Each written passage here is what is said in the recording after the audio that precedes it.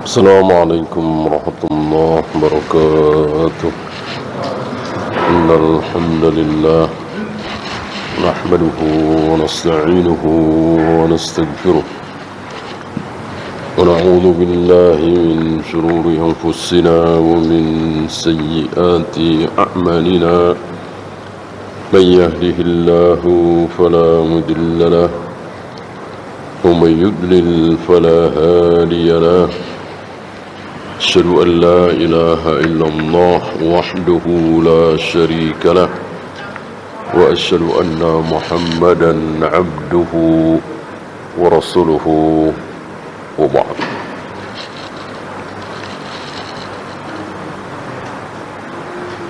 Terakhir tentang 3 orang yang datang bersamaan di majlis Nabi sallallahu alaihi wasallam. Yang satu nyari-nyari tempat, akhirnya dapat walaupun melangkahi pundak-pundak. Yang satu lagi karena malu maka duduk di belakang. Yang satu lagi ia pergi entah kemana, tidak mengikuti majlis Nabi sallallahu alaihi wasallam. Ketiga-tiganya dijelaskan oleh Nabi. Yang 2 dipuji, yang 1 dicela. Fawaidnya sudah, hanya beliau lupa. Salim bin Aid Al-Hilali lupa, mungkin bukan lupa, fawaid memang berbeda. Satu ulama mengeluarkan dari hadis tersebut 10 fawaid, ulama yang lain bisa 15 fawaid, 16 fawaid. Ulama yang lain dari hadis tersebut bisa mengeluarkan bahkan sampai 30, 40 fawaid. Allah memberikan ilmu yang berbeda-beda. Karena tanah itu ada, masih ingat? Tanah itu ada 3. Tanah itu ada 3. Ada tanah yang paling buruk, yaitu dia tidak bisa menyerap air sama sekali. Mungkin kalau kata kita tanah cadas seperti batu. Walaupun dihujani air berjam-jam bahkan seharian, ketika kita bongkar di dalamnya kering seperti batu. Ini tanah terburuk. Ada tanah yang baik, ketika dia dihujani maka dia menyerap air itu. Di saat manusia membutuhkan air karena hujan tidak turun-turun, tanah tersebut digali, ada airnya. Lumayan bermanfaat. Dia menerima air, dia keluarkan air. Bagaimana yang ketiga, yang terbaik? Dia menerima air dari langit, dia keluarkan duren, rambutan, duku, anggur, padi, jagung, dan seterusnya. Padahal yang dia terima dari air, dari langit cuman air, enggak lebih. Tapi yang dia keluarkan luar biasa. Ini fawaid.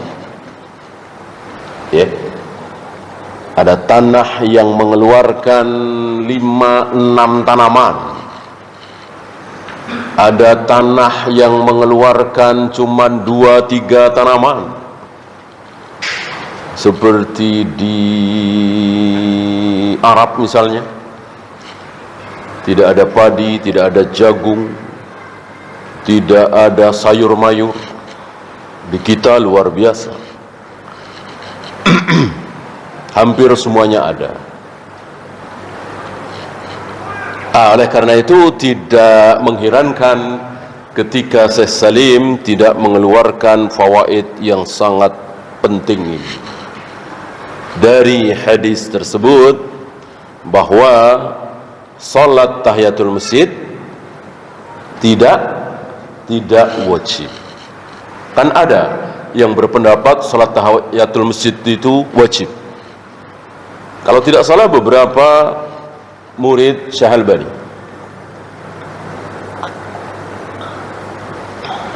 Termasuk salat Id wajib dengan dalil bahwa wanita-wanita yang dibingit saja suruh keluar, padahal wanita gitu. Salat wajib saja 5 waktu lebih baik di rumah. Ini justru disuruh keluar oleh Nabi SAW. Maka ada ulama mewajibkan salat Id, termasuk salat tahiyatul masjid wajib. Dalilnya ketika Nabi berkhutbah, khutbah Jumat, datang seseorang terlambat, dia langsung duduk. Nabi perintahkan orang ini untuk salat 2 rakaat dulu tahiyatul masjid. Padahal mendengarkan khutbah, apalagi yang khutbah adalah Nabi SAW, tidak mungkin ada syubhatnya. Pasti benar, karena sabda Nabi adalah firman Allah. Nggak usah dengerin dulu, sholat dulu 2 rakaat, berarti wajib. Nah, kesimpulan tersebut dikalahkan oleh hadis ini. Nabi membiarkan 2 orang tadi langsung duduk di masjid tanpa tahiyatul masjid. Maka pendapat yang mengatakan bahwa salat tahiyatul masjid wajib, pendapat ini lemah, terkalahkan oleh hadis tadi. Ya, kita lanjutkan 1450 hadis terakhir ini dari bab ini.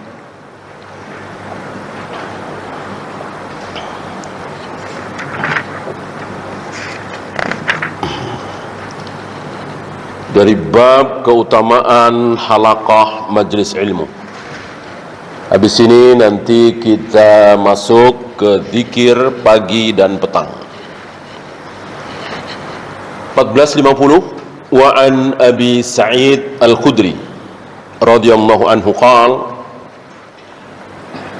dari Abu Sa'id Al-Khudri radhiyallahu an, dia berkata, kharaja Muawiyatu. Di sini ta ya, salah ini. Kharaja Muawiyah radhiyallahu anhu ala hilqatin. Muawiyah bin Abu Sufyan radhiyallahu an keluar menjumpai satu halaqah fil masjid. Ini zahirnya beliau sedang jadi khalifah. Berarti Abu Bakar, Umar, Utsman, Ali sudah pada wafat. Sepeninggal Ali bin Abi Thalib, khalifah dijabat oleh Muawiyah.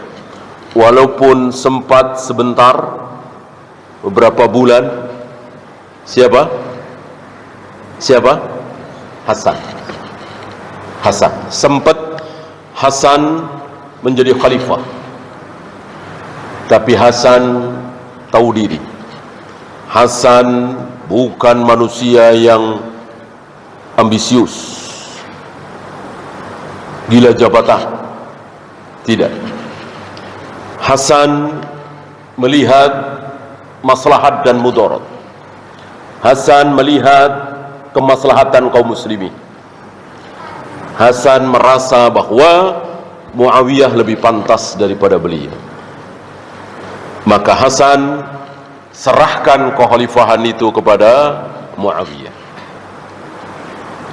Dan itu sudah disabdakan oleh Nabi alaihi salatu wassalam ketika Hasan digendong oleh Nabi sallallahu alaihi wasallam di atas mimbar.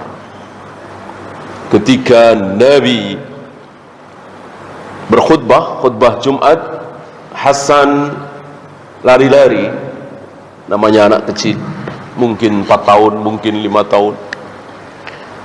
Lalu terjatuh, lalu diambil, digendong oleh Nabi SAW. Lalu Nabi mengatakan, anakku ini, yang dimaksud cucu beliau, kelak akan menjadi pendamai 2 kelompok kaum muslimin yang berselisih. Dan persis setelah Hasan menyerahkan kekhalifahan itu kepada Muawiyah, maka tidak ada lagi Syi'atu Ali, Syi'atu Muawiyah, tidak ada. Sebelum Hasan menyerahkan kekhalifahan kepada Muawiyah, ada, oh ini kelompoknya Ali, oh ini kelompoknya Muawiyah. Walaupun perang Jamal sudah selesai, walaupun perang Siffin sudah selesai, dengan meninggalkan kenangan yang sangat pahit tentunya, karena sesama muslim berbunuh-bunuhan, karena ada pihak ketiga di situ.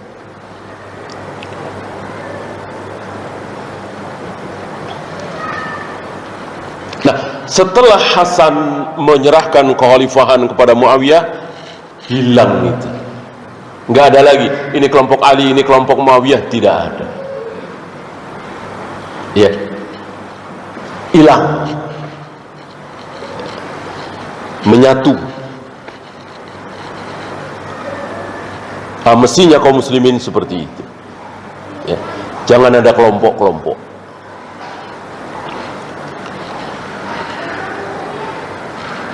Nah, hadis ini, riwayat ini menceritakan setelah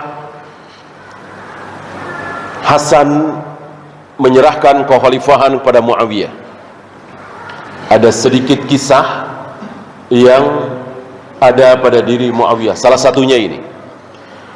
Jadi Muawiyah keluar ke masjid, mendapati beberapa kaum muslimin sedang berhalaqah majlis ilmu. Faqal,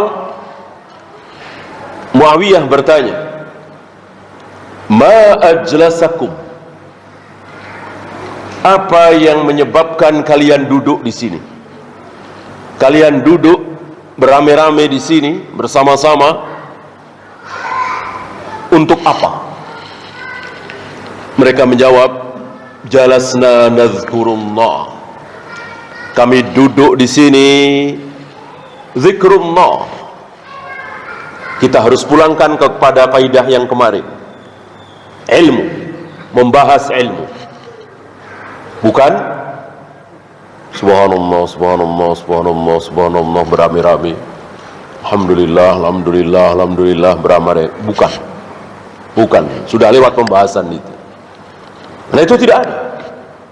Membaca tasbih beramai-ramai, membaca tahmid beramai-ramai, membaca takbir, tahlil beramai-ramai, tidak ada contoh dari Rasul dan para sahabat. Maka ucapan nazkurullah, kami zikrullah, berzikir, menyebut nama Allah, yang dimaksud majlis ilmu.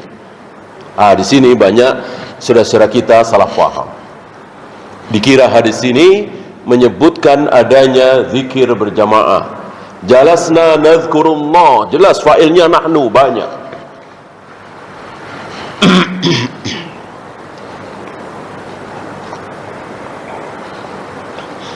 Kalau hadis ini dimaknai adanya zikir berjamaah beramai-ramai, harus ada hadis yang dibuang. Harus ada hadis yang dibuang, yaitu hadis Abu Musa al-Asy'ari dan Ibnu Mas'ud di Masjid Kufah itu. Hadis itu harus dibuang. Kalau dimaknai bahwa zikrullah di sini zikir berjamaah, membaca tasbih, membaca tahmid berjamaah. Tapi kalau yang dimaksud ini majelis ilmu, enggak ada hadis yang dibuang. Tidak ada hadis yang dibuang, semuanya dipakai, hanya dijamak. Gitu ya. Dan itulah yang terbaik. Ciri-ciri yang terbaik itu seperti itu. Tidak ada dalil yang dibuang.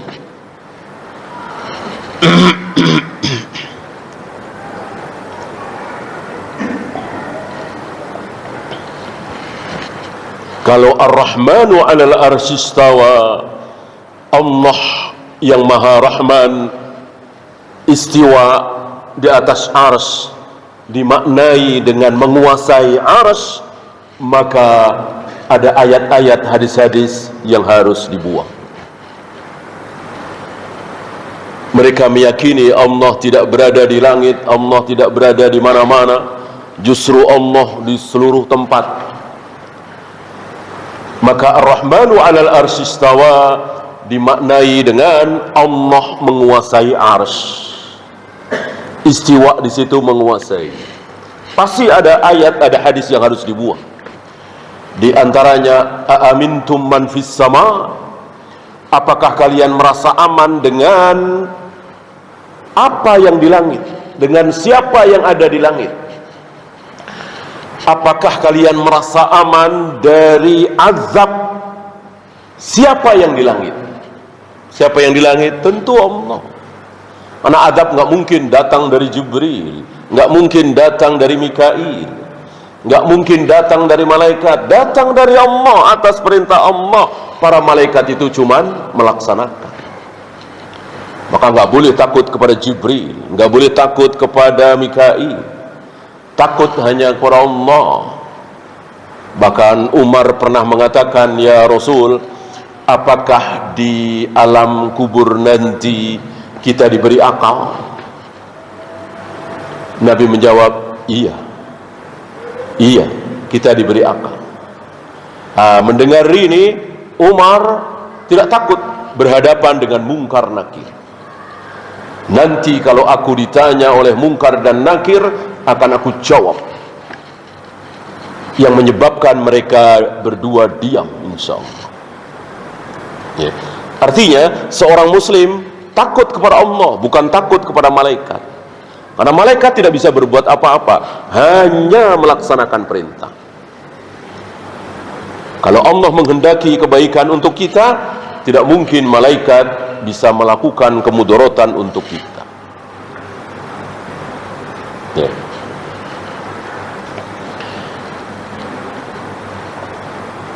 Apa yang menyebabkan kalian duduk bersama-sama di sini? Dijawab, kami duduk untuk ilmu, majelis ilmu. Muawiyah bertanya lagi, Allahi ma ajlasakum illa dzak?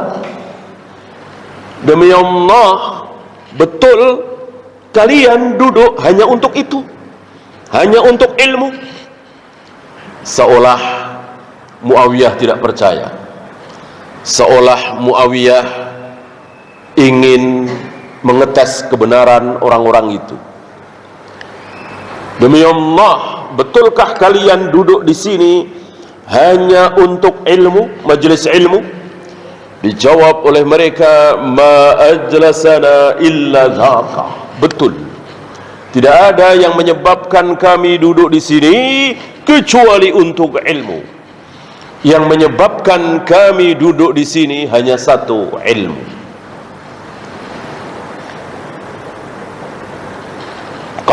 Lalu Muawiyah mengatakan lagi, amma inni lam astahlifkum tu'matan lakum. Sebetulnya aku tidak minta kalian bersumpah. Sebetulnya aku tidak menuduh kalian dusta. Sebetulnya aku tidak menuduh kalian bohong. Aku percaya. Wa ma kana ahadun bimanzilati min Rasulillahi sallallahu alaihi wasallam aqalla anhu haditsan minni. Muawiyah tahu diri. Muawiyah merasa bahwa beliau masuk Islam di awal-awal apa di akhir-akhir? Di akhir. Mungkin beliau masuk Islam 2 atau 3 tahun, saya kira nggak sampai 3 tahun ya. Nabi wafat. Berarti hadis-hadis Nabi yang dikumpulkan oleh Muawiyah, hadis-hadis Nabi yang dihafal oleh Muawiyah, banyak apa sedikit? Sedikit. Beda dengan Abu Hurairah, apalagi Abu Bakar, Umar, yang dari awal 23 atau 22 tahun bersama Nabi SAW, Muawiyah dan ayahnya masih musuh Islam waktu itu, Abu Sufyan, ya. Maka Muawiyah merasa sedikit sekali menghafal hadis-hadis Nabi. Karena sedikit, biasanya hafal apa lupa. Iya, karena sedikit biasanya hafal. Kalau banyak kan banyak lupa. Ya.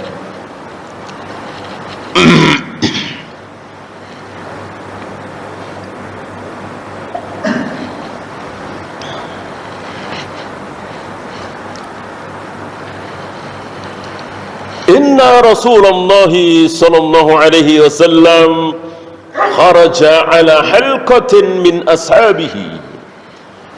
Aku bertanya seperti tadi kepada kalian, itu karena aku dengar Rasulullah sallallahu alaihi wasallam juga seperti itu.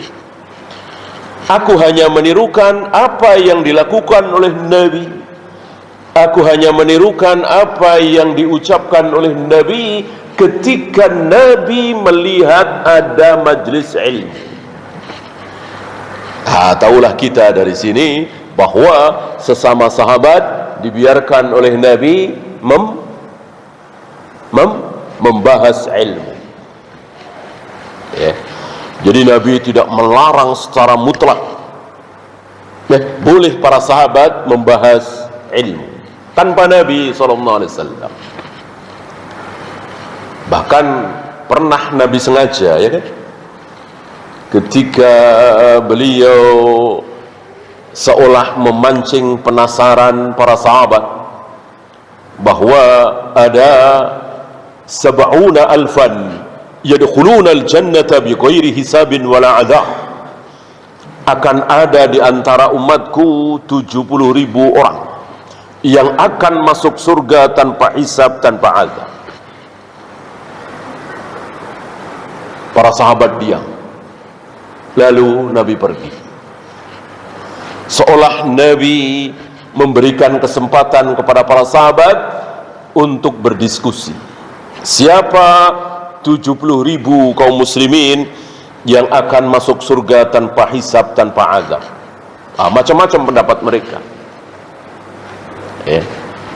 Ada yang mengatakan mereka adalah para sahabat.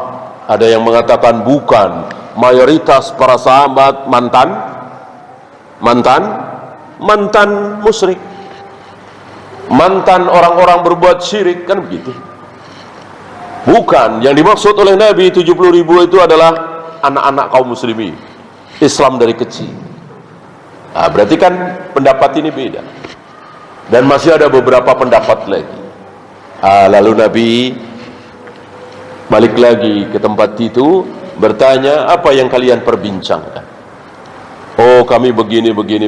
Baru Nabi memberikan penjelasan akhir bahwa 70.000 kaum muslimin yang akan masuk surga tanpa hisab, tanpa azab adalah humul ladzina la yastarqun wa la yattawun wa la yatatayyarun wa ala rabbihim yatawakkalun.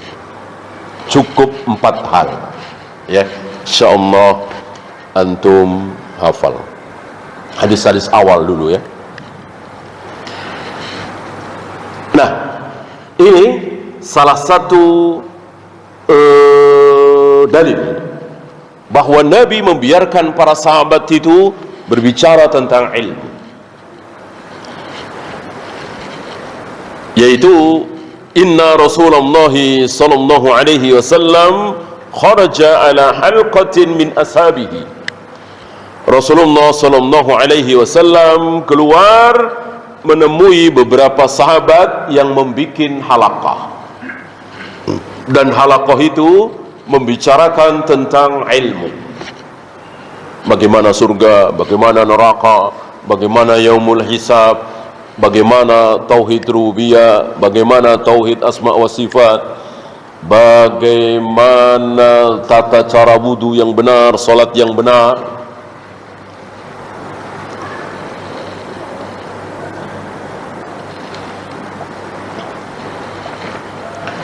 Nabi bertanya. Pertanyaannya persis seperti pertanyaan Muawiyah. Muawiyah meniru Nabi sallallahu alaihi wasallam. Ya. Banyak hadis-hadis seperti ini. Ya. Faqal ma ajlasakum. Nabi bertanya, kenapa kalian duduk bersama-sama seperti ini? Apa alasan kalian duduk bersama-sama seperti ini? Dijawab oleh mereka, ini masih kisah Muawiyah. Jalasna nazkurullah wa nahmaduhu ala ma hadana lil Islam wa manna bihi alaina. Ada tambahan di sini. Kami duduk untuk zikrullah, majlis zikir, majlis ilmu. Kami memuji Allah karena Allah telah memberikan hidayah Islam kepada kami. Kalau bukan karena hidayah Allah, kami akan bernasib seperti Abu Jahal, Abu Lahab, Abu Thalib dan lain-lain. Ya. Kenapa kami masuk Islam? Karena hidayah dari Allah, petunjuk, hidayatul hidayatul taufik, bukan hidayatul bayan. Wa manna bihi alaina, Allah memberikan karunia-Nya kepada kami, memberikan nikmat-Nya kepada kami. Nikmat terbesar. Tidak ada nikmat yang lebih besar dari ini. Jauh melebihi nikmat harta, pangkat, jabatan, kedudukan. Nabi bertanya, persis seperti pertanyaan Muawiyah tadi. Orang Muawiyah hanya menirukan Nabi sallallahu alaihi wasallam.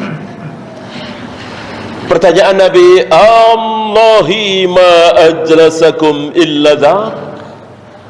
Demi Allah, betulkah kalian duduk di sini hanya untuk ilmu, majelis ilmu? Dijawab oleh para sahabat, wallahi ma ajlasana illa dzak. Demi Allah ya Rasul, tidak ada yang menyebabkan kami duduk-duduk di sini kecuali itu, kecuali dalam rangka ilmu. Tidak ada yang kami perbincangkan kecuali ilmu.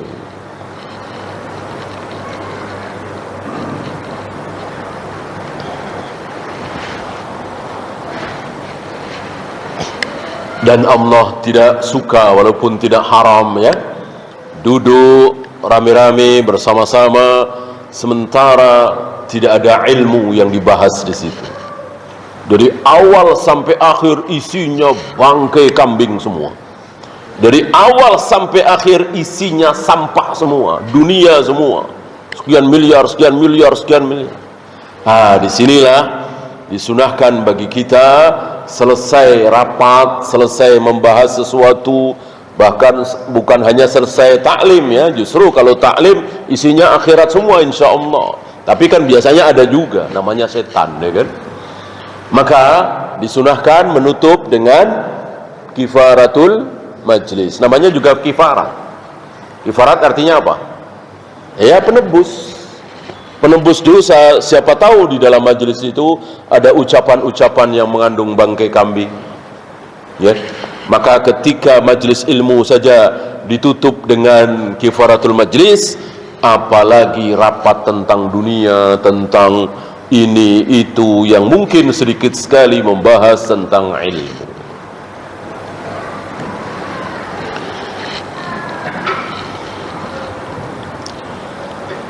Qala, Nabi bersabda,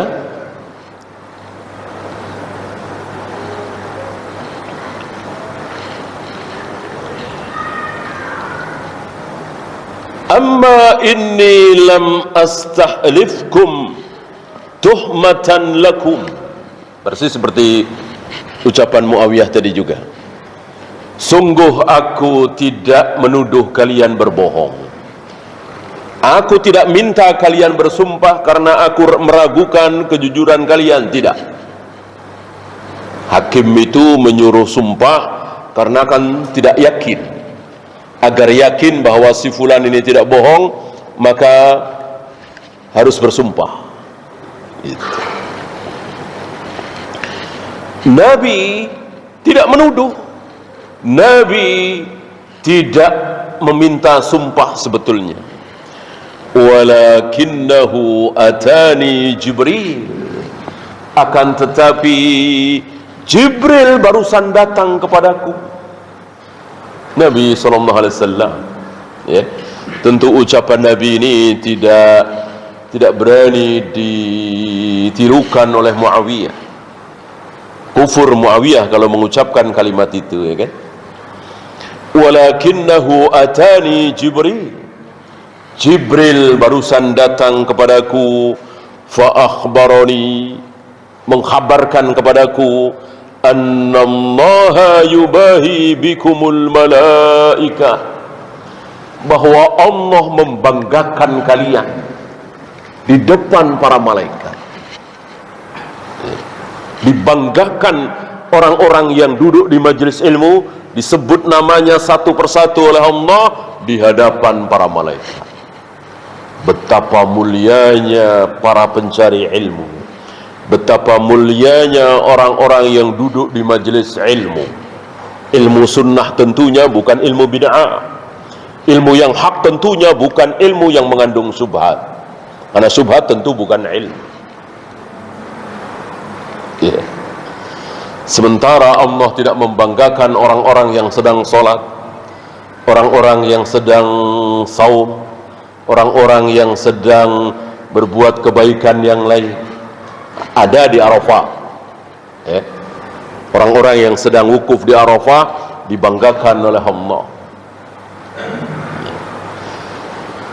Di Arafah setahun sekali, belum tentu kita punya kesempatan ke sana setahun sekali. Majelis ilmu kita bisa lakukan setiap hari.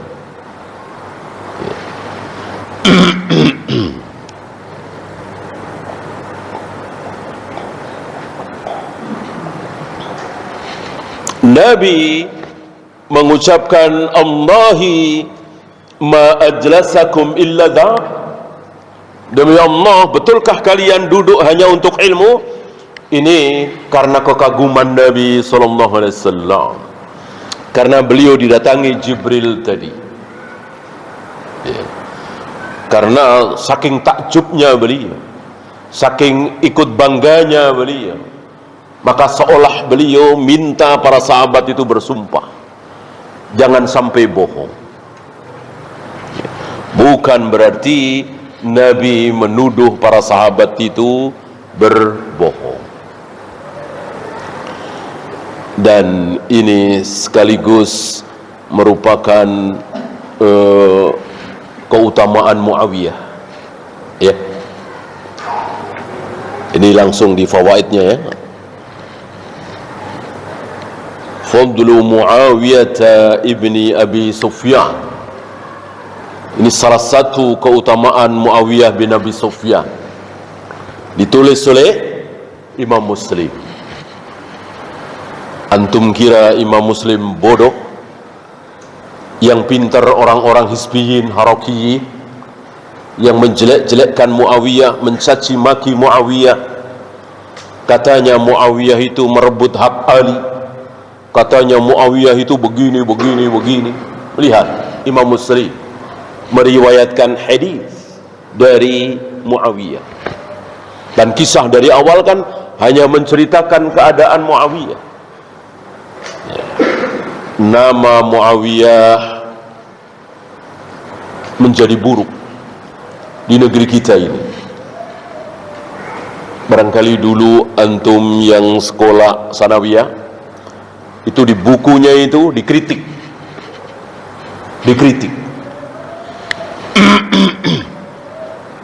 Bukan kritikan yang ilmiah, ya. Sebab kritikan yang ilmiah itu maksimal adalah Ali mujtahidun musib walahu ajrani. Ali bin Abi Thalib itu mujtahid dan dia berijtihad, ijtihadnya benar, dapat 2 pahala. Sedangkan Muawiyah ini kan berperang, ya. Sedangkan Muawiyah sama-sama mujtahid tapi mukhti, ijtihadnya salah, walahu ajrun wahid, dapat 1 pahala, bukan dosa. Itu kritikan maksimal yang keluar dari mulut para ulama ahlu sunnah. Ini lebih dari itu. Yang licik lah, yang merampas hak ahli, yang pembohong, yang macam-macam. Kemudian masa lalunya. Tahulah kita, beberapa tokoh di negeri kita ini terkena syubhat Rafidah. Muawiyah habis di mata Rafidah, habis sehabis-habisnya. Apalagi anaknya Yazid, habis. Ya, nggak ada baik-baiknya sama sekali. Padahal lihat Imam Muslim, kalau Muawiyah itu betul seperti apa yang diucapkan oleh orang-orang Rafidah itu, ya licik, ya pembohong, ya pendusta, berarti Imam Muslim nggak tahu tentang ilmu hadis dong. Ya, di dalam riwayat hadis isinya cuman orang-orang yang jujur, orang-orang yang amanah, orang-orang yang adil, orang-orang yang thiqah. Ini Muawiyah masuk. Di mata Rafidah tidak ada apa-apanya Muawiyah ini. Ya. Beberapa tokoh di negeri kita ini termasuk yang di depan kemasukan syubhat itu. Maka walaupun tidak sedahsyat Rafidah, ada cacian, ada makian terhadap Muawiyah. Ya, silakan azan dulu. Sallallahu ala Muhammadin sallallahu alaihi wasallam. Wa akhiru da'wana alhamdulillahi rabbil alamin. Alhamdulillah, salatu wassalamu ala rasulillah, la hawla wa la quwwata illa billah. Ba'd. Kita lanjutkan, ada 3 lagi. Jawazul istihlafi min ghairi tuhmatin. Bolehnya meminta seseorang untuk bersumpah padahal dia tidak menuduh, padahal dia yakin bahwa si fulan ini tidak bohong, tapi minta bersumpah. Bolehkah? Boleh. Litanbihi ala ahammiyatil mas'uli anhu, untuk menunjukkan bahwa pertanyaan itu besar, penting, bukan masalah sepele. Maka pakai sumpah.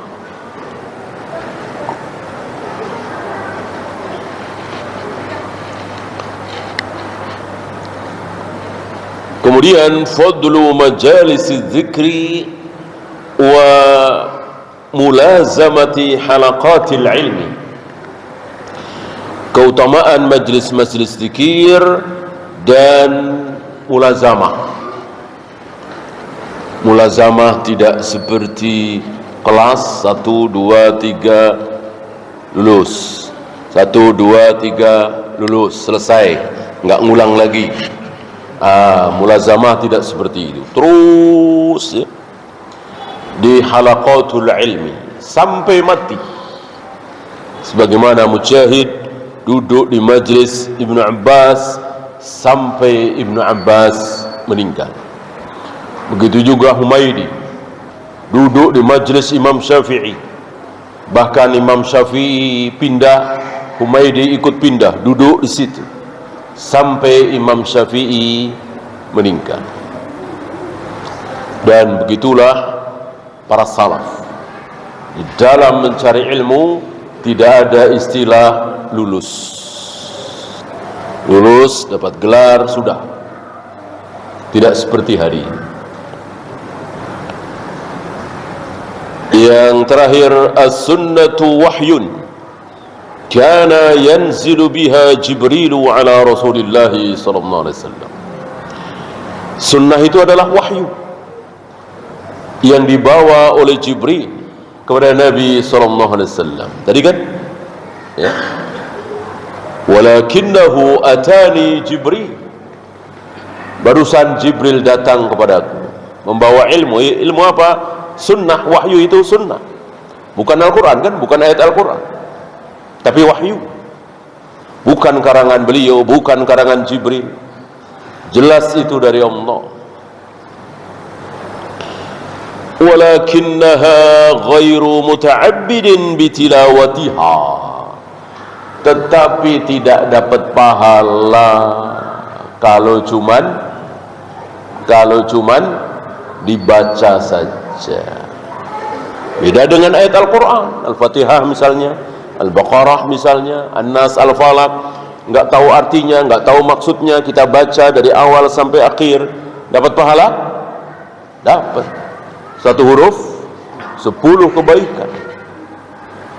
Adapun sunnah tidak dapat pahala, tidak ada kebaikan.